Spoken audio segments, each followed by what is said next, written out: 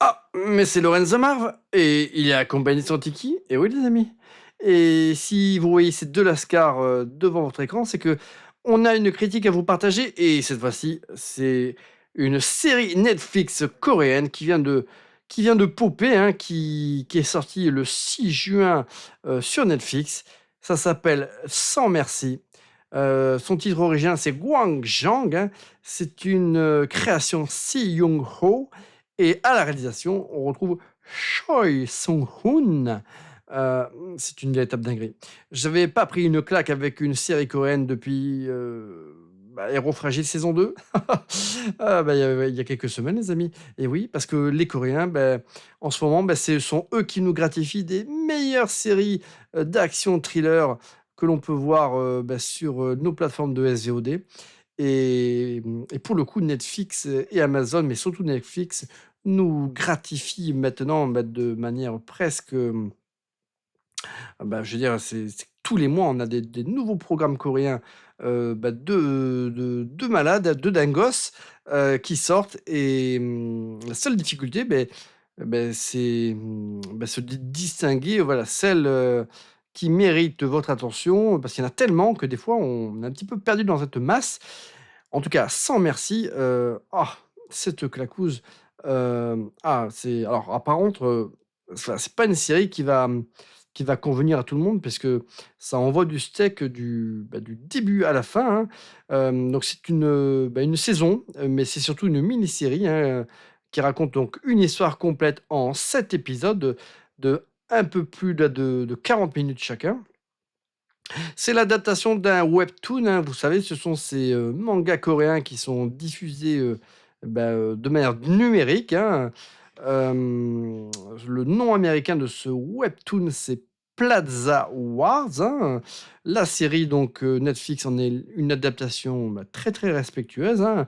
Le synopsis du webtoon, voilà, Ki-jun quitte son gang à l'apogée de son pouvoir pour éviter de combattre son propre frère monté en grade au sein du gang ennemi, mais 15 ans plus tard, lorsque son frère est assassiné de sang-froid dans une mystérieuse embuscade, Ki-jun retourne dans le monde du crime sans la moindre hésitation et se lance dans une chasse à l'homme macabre pour trouver ceux qui sont responsables du meurtre de son frère.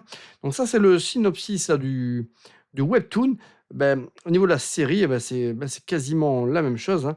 Des années après avoir coupé les liens avec son gang, l'ancien truand Nam Gi-jun reprend du service pour élucider la mort brutale de son frère cadet et assouvir sa soif de vengeance.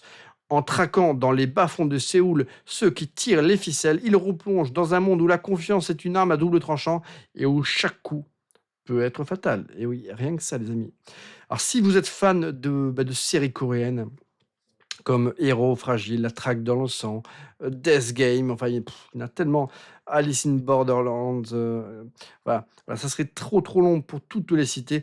Bon, si vous avez aimé toutes ces séries que je viens de citer, vous pouvez vous jeter les yeux fermés sur Sans Merci. Vous allez péter un câble. C'est vraiment une des meilleures séries coréennes que j'ai eu l'occasion de voir ces dernières années. Rien que ça, hein, avec Tiki, il était comme un ouf.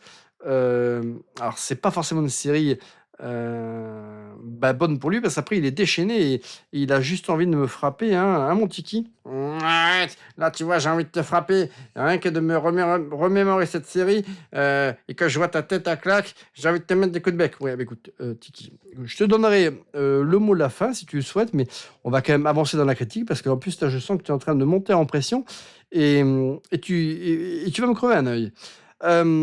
Donc voilà, je vous recommande cette série, elle est vraiment dingue, hein.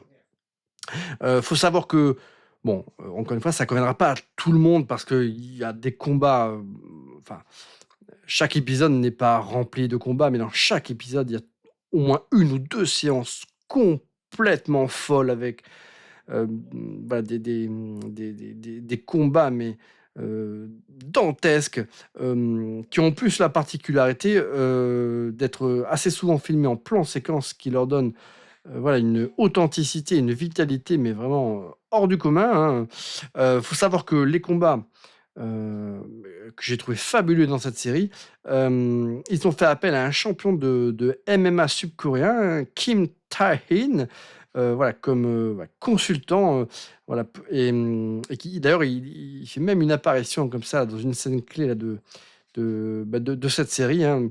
En tout cas, la chorégraphie au niveau des combats, elle est juste impeccable. Assez souvent, donc, notre héros, la Nam Gi-jun, il est confronté à une myriade d'adversaires, heu et on se dit: «Mais comment il va faire pour s'en sortir?» Et là, il y a un déchaînement de violence là qui nous explose au visage.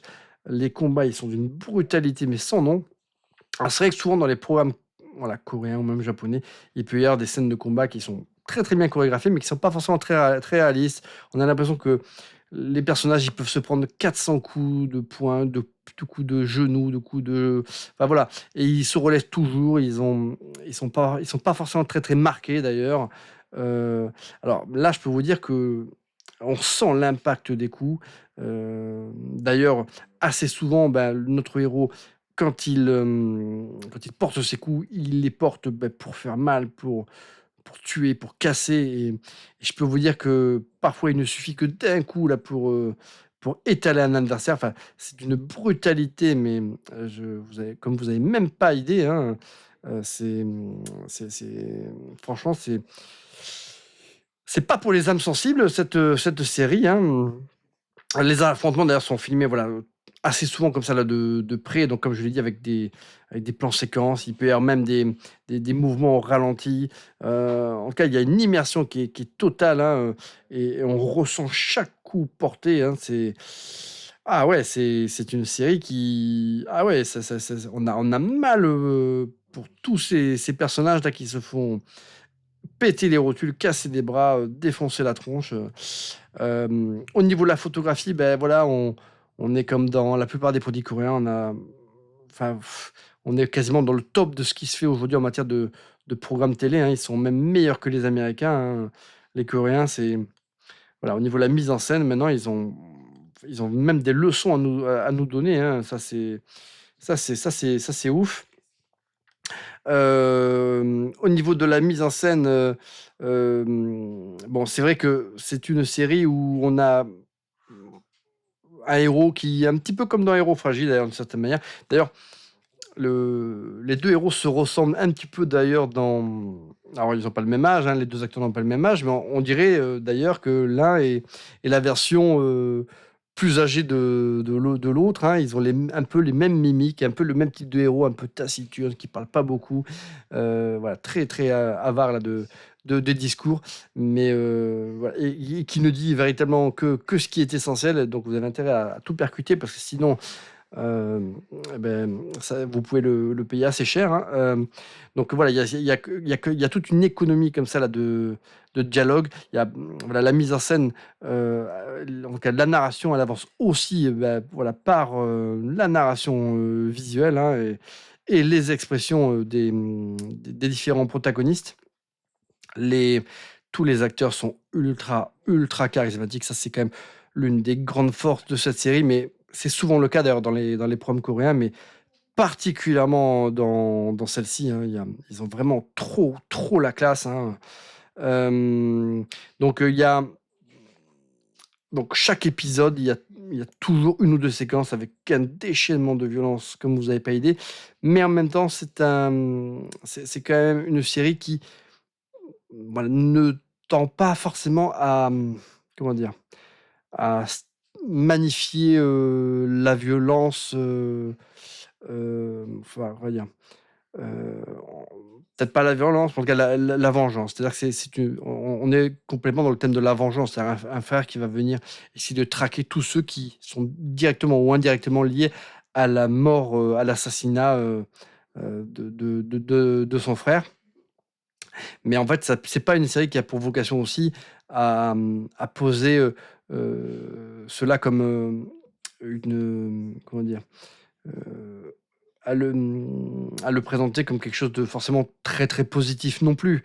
Voilà, c'est pas une série où on a envie, de faire comme son héros et aller défoncer la tronche de tout le monde. Non, il y a, c'est, le héros, bah, forcément, lui, voilà, il va défoncer pas mal de mâchoires, mais il s'en prend plein, plein, plein la tronche. À la fin, je sais même, on n'arrive même pas à savoir comment il arrive à tenir sur ses deux jambes, hein. C'est limite presque un zombie, hein. Il avance tel une machine et on sent qu'il ne trouvera le repos que quand il aura réussi à, à on va dire, à honorer, la mémoire de son frère et à le venger. Mais il n'y a pas cette idée quand même de vouloir magnifier, voilà, la vengeance pour la vengeance. Heu, mais voilà, moi j'ai pris une claquouse. À chaque fois, je me dis: «Mais comment il va faire pour s'en sortir?» Assez souvent, le héros est confronté à une vingtaine, voire une trentaine de protagonistes. Ça se bat, mais voilà, mais c'est vraiment du combat de rue, hein. Tout est bon pour, se mettre sur la tronche. En tout cas, voilà, c'est des combats d'une violence, comme j'ai rarement vu, voilà, dans une série comme ça, en tout moins récemment, hein. L'acteur principal, toujours plus ou moins silencieux, il a un charisme de ouf. J'ai essayé de voir ce qu'il avait fait un petit peu par ailleurs.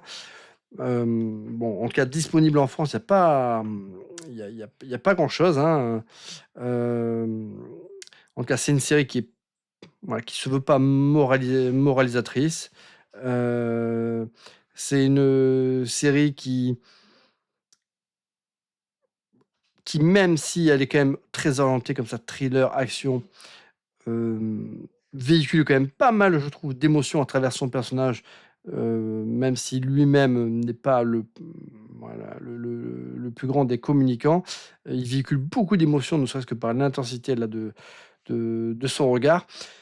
Les épisodes, beh, je les ai dévorés, hein, ils durent, donc je vous l'ai dit, moins de 45 minutes, mais dans chaque épisode il y a un vrai comme ça travail comme ça sur la narration. Il y a pas d'épisode, il y a pas de gras. C'est une série ou une mini-série où il y a pas de gras.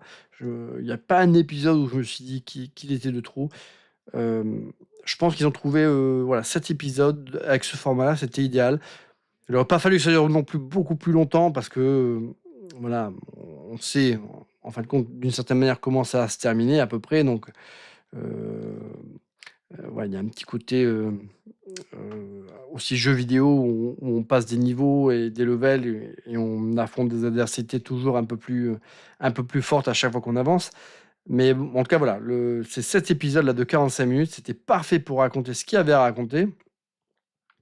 Hem, il y a pas mal de rebondissements, donc dans le contexte, bah, où évolue donc cette histoire, c'est que il y a 11 ans, donc on avait ces 2 frères là qui travaillaient là pour le compte, bah, d'un gang, hein, d'un roi du crime et qui s'est fait déposséder, bah, par 2 de ses lieutenants.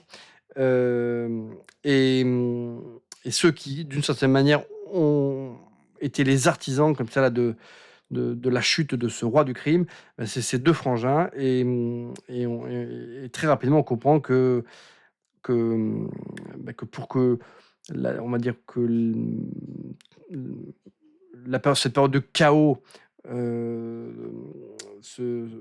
on va dire se tasse, hein, et que les choses, on va dire, rentrent dans l'ordre avec, les nouveaux, entre guillemets «maîtres du crime», hein. Et bah, il faut que, bah, ceux qui ont participé à la chute du roi du crime, bah, en tout cas, il y en a un des 2, celui qui en assume la responsabilité, disparaissent un peu de la circulation et donc donc voilà, il y a un petit peu quelques 11 ans, bah, c'est à ce moment-là où notre personnage principal se met en retrait et laisse son frère, lui, continuer à être au service, bah, des nouveaux, on va dire, rois du crime. Hem et d'ailleurs son frère, est destiné à un moment donné à prendre la tête donc de l'un de ces 2 gangs, hein, et c'est à ce moment-là où il se fait assassiner et c'est ce qui amène donc Ki-jun à revenir sur le devant de la scène, à sortir de son, de son retrait et pour traquer tous ceux qui ont pu trahir son frère puis leur faire passer un sale quart d'heure. Chacun là de ces 2 chefs de gang, a également un enfant, hein, et chacun de ces enfants aura un rôle aussi important dans cette intrigue. Donc c'est une intrigue à tiroir où plus notre héros va avancer et va éliminer, des personnes qui sont responsables, directement ou indirectement de l'assassinat là de son frère, plus il va dénouer certains fils de cette intrigue et finalement, bon, il va se rendre compte que finalement, pas mal de personnes, qu'il pensait coupables, le sont et puis pas mal de personnes, qu'il pensait respectables, sont pas forcément aussi respectables, que ça et que finalement derrière tout ça, il y a, tout toute une intrigue tortueuse, où finalement, son frère, aura payé les frais, voilà de manigance de personnes qui, mmh, qui chapeautent tout ça dans l'ombre. Voilà, d'une simple vengeance au départ pour, pour, en mémoire à son frère, tragiquement disparu petit à petit, Ki Jun va remonter là toutes les strates là de cette organisation criminelle et puis à chacun là à chaque fois qu'il va avancer, il va laisser des kilomètres de cadavres, derrière lui franchement, ah ouais, j'ai vraiment trop kiffé, hein. Qu'est-ce que j'ai d'autre à dire sur cette série? Visuellement, bon, voilà, c'est ouf. La musique, voilà, la bande originale, elle est très, très cool aussi. Bon, j'ai pas un thème en particulier, voilà, je peux pas dire que j'ai retenu un thème en particulier, mais voilà, en général, dans les séries coréennes, dans les programmes coréens, voilà, rien n'est lai tout est millimétré, rien n'est laissé au hasard. La musique n'est pas omniprésente, mais voilà, voilà, quand il y en a dans certaines séquences, elle est ouais, en général, elle est très, très subtile. Voilà, sans merci, c'est un trailer, coréen, mais plus qu'abouti, hein. C'est une véritable masterclass. Il y a, voilà, une véritable démarche esthétique, et narrative, derrière, hein. Franchement, chaque épisode ne laisse, aucun répit, aux spectateurs. C'est une série qui renouvelle, voilà, habilement le genre, voilà, de revanche, drama, hein. En tout cas, c'est pour ceux qui aiment ce type de série d'action avec des combats ultra réalistes, ultra violents, ultra impactants, vous allez kiffer. La seule petite faiblesse, encore une fois, de cette série, c'est sa prévisibilité, hein, voilà, assez rapidement, vous saurez comment les choses peuvent se terminer, et même si, on va dire, il y a quand même une intrigue un petit peu à tiroir, un petit peu à la Scooby-Doo avec, des personnes qui révéleront leur vrai visage, plus on va avancer dans ces 7 épisodes. Bon, globalement, bon, voilà, il y a pas voilà, l'enjeu ne se situe pas, à ce niveau-là. Comme dans toutes les séries coréennes, il y a souvent beaucoup de personnages. Et souvent dans les premiers épisodes comme ça de ces séries, on peut être un peu désarçonné par, cette, myriade là de personnages, et c'est vrai que dans le premier épisode, ou en tout cas, dans la première partie de ce premier épisode, au début, j'étais un peu perdu. Je ne savais pas trop quoi en penser. Je ne savais pas si cette série allait me plaire. J'avais l'impression que, voilà, à chaque, séquence, il y avait de nouveaux personnages et j'arrivais pas à savoir, qui il fallait véritablement que je suive, et j'avais du mal à connaître en plus, leur rôle, dans cette histoire. Voilà, donc ça m'a fait ça vraiment la moitié du premier épisode, puis après bon, ça a roulé. Donc c'est vrai que et ça c'est une faiblesse qu'on retrouve dans pas mal de séries coréennes, voilà, c'est que souvent, la mort peut être un peu lourde et c'est un petit peu le cas ici, pendant les 20-25 premières minutes. Mais voilà, ça vaut le coup quand même, d'aller au bout de ce premier épisode, d'autant que le final, il est ouf et puis après, je vous garantis que vous allez pas décrocher. Moi, j'ai poncé la série en 3 jours, hein, j'arrivais plus à m'arrêter, hein, enfin, si j'avais pas travaillé le lendemain, je pense que j'aurais pu tout regarder en une soirée, hein, tellement j'étais dans le truc. Tiki, bon, bah, il était comme un dingos, hein, voilà, dès que ça fait boum boum et que ça pète des membres, bah, lui, bah, c'est son kiff. Donc, bah, écoutez, dites-moi dans les commentaires si vous avez vous-même kiffé cette série. Moi, j'ai adoré. Il y a des combats qui sont très, très marquants. Les personnages sont ultra badass. Hem, voilà, encore une fois, il n'aurait servi à rien que cette série dure plus de 7 épisodes, mais c'est vrai que quand une série comme celle-ci se termine, on se sent toujours un petit peu orphelin. On aimerait de suite, rebondir sur un autre produit du même type. Donc bah, voilà, dans les commentaires, mettez vous-même, voilà, si vous avez des séries que vous avez vues un petit peu de ce genre et que vous avez appréciées, n'hésitez pas à les mettre en commentaire, déjà moi, ça pourra peut-être me donner des idées pour aller y jeter un coup d'œil. Parce que c'est vrai qu'encore une fois, hein, il y a beaucoup de séries coréennes, de programmes coréens sur les plateformes Amazon, Netflix et même Disney maintenant. Et c'est vrai que c'est difficile des fois de savoir ce qui mérite d'y consacrer du temps ou pas forcément. Donc, bah, écoutez, voilà, la zone commentaire, ça peut aussi servir à se faire des recommandations entre nous. Et moi, je vous dis à très bientôt pour une prochaine vidéo.